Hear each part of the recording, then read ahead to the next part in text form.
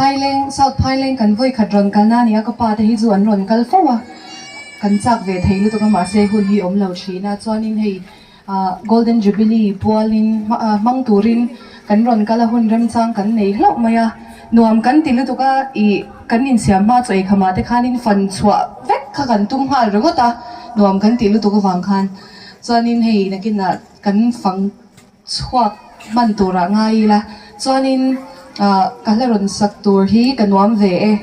ti hla bu te phwa ani a in thiam zong ani chuan min lo zong ve nga chuanin idol ka tel lai khanin lom thu sai ka du a idol ka tel lai khanin South Thailand mi pui te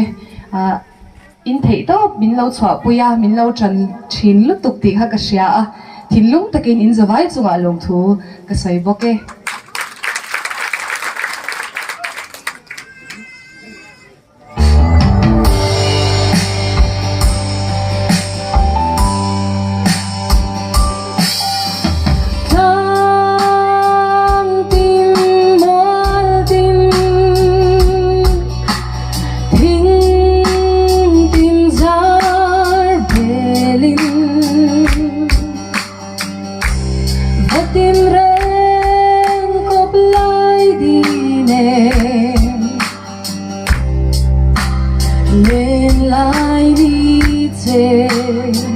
lung roal bên anh lên xiawe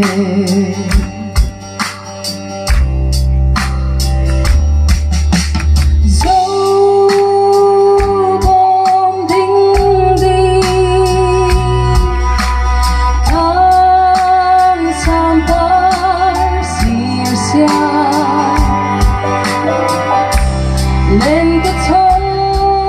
nông rắm đài mình xa lên rồi lên hình mình sao bắn dài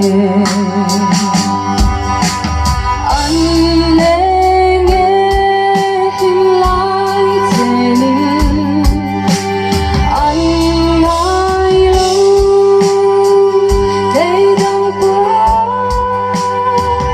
Helitina Kanome Anyama Matiang don ai Om ve ngai mo shi